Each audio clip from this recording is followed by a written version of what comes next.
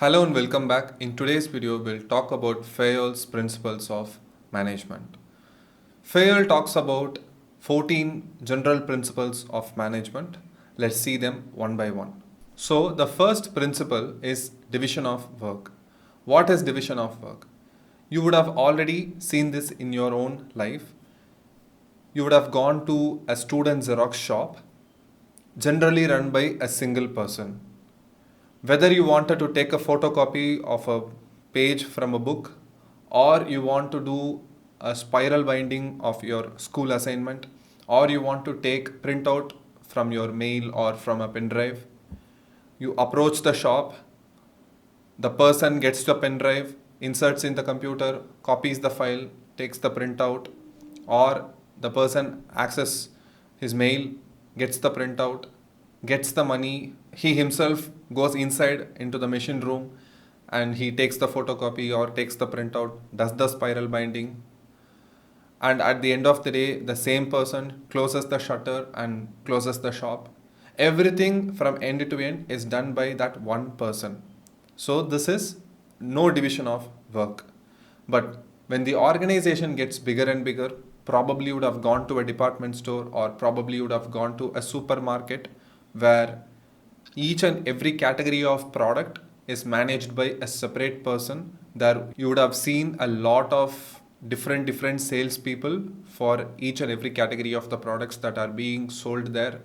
And when you come to the billing counter, you might also see a couple of people or 3 to 4 people having separate counters for them to manage the crowd. And when you're done with the shopping, when you come out, there will be a separate person in charge of, he will get the bill from you, affix the seal, delivered or paid to indicate that the goods have actually been handed over to you. If you see, both are organizations, business organizations. One type of organization is very simple and there is no division of work. And the other type of organization has many people and the work is divided across many people. Some person takes care of billing, some person takes care of sales, some person takes care of accounting, and some person takes care of security. Each and every work is divided. Fayol recommends that let the work be divided and not be clustered into a single group of people or a single person for that matter. Because when work is divided, each and every person gets a very simple instruction of only 2 to 3 things to do and they will do that thing properly.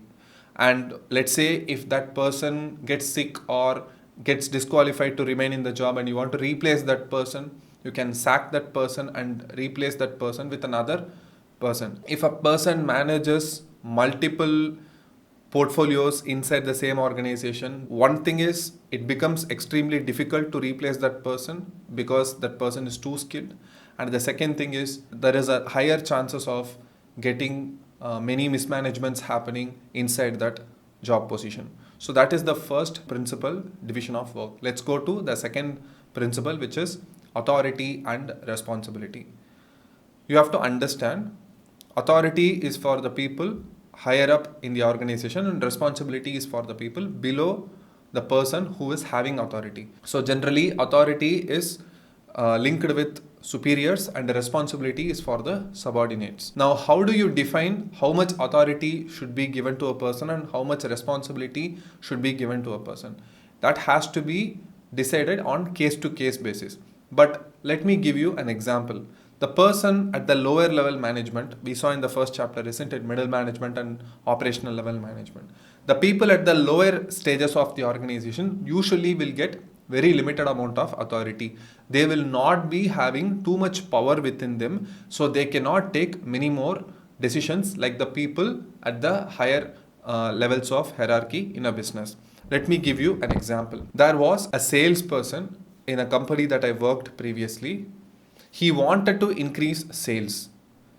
So he decided to run a lucky draw competition among his customers, which are the distributors of the company that I used to work for.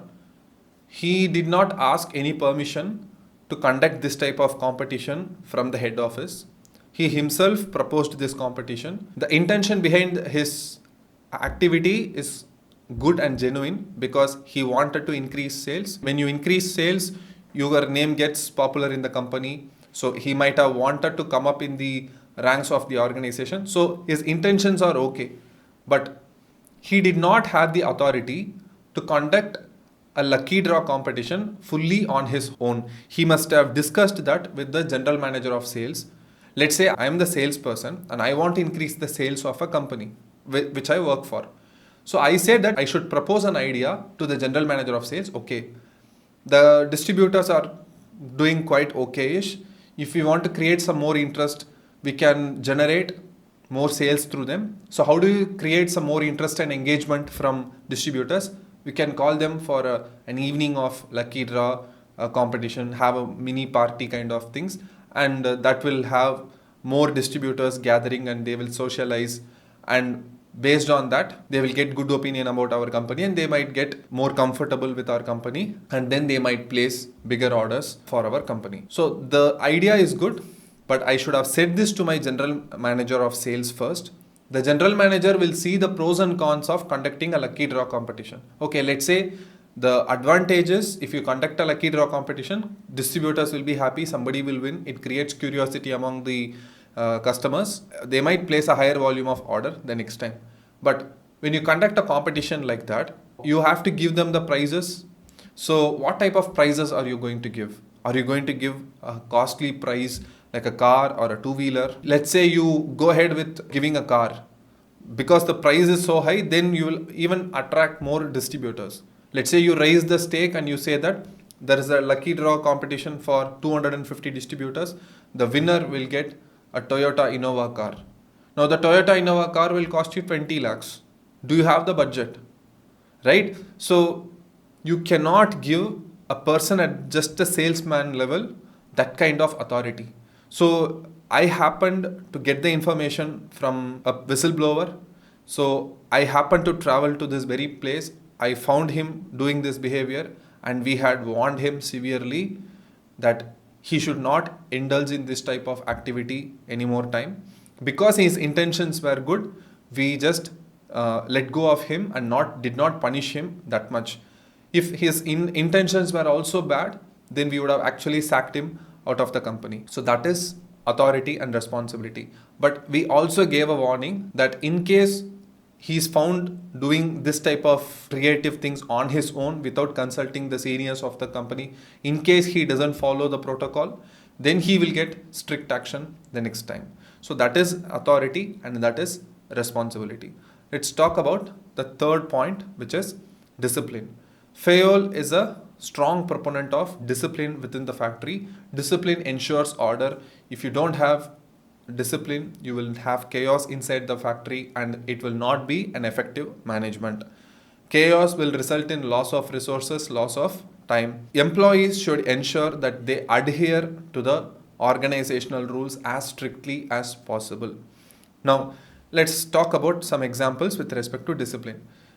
Fayol says that the penalties should be judiciously applied to each violation that is happening inside the organization. Because employees, you may not guarantee that they will always adhere to every principle or every disciplinary activity that is recommended. There will be some breach every now and then.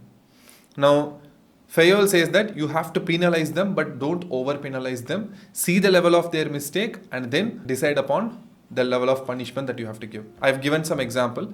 Let's say every employee gets, normally in Indian companies, every employee gets 2 days of paid leave, which means they can still make leave, need not come to office, and still they will get paid. So 2 such days are allowed in a month for an employee. Beyond the second day, let's say a person takes the third day or fourth day leave, the third and fourth day, the pay will be cut. Let's say a person deliberately doesn't want to come to office or there is some genuine need for that person. Still, the company kind of treats it like a violation of discipline, the discipline of attendance. So you don't come to office, you will not work. If you don't work, I will not be able to pay you. So that is the idea behind this disciplinary action. The company does not immediately sack or fire the employee just because he has put a leave on the third day, but that will be too much of a punishment, isn't it? So the company decides that I have already allowed you 2 days of leave. Now you have taken the leave for the third day. So I will just not give you salary for those days.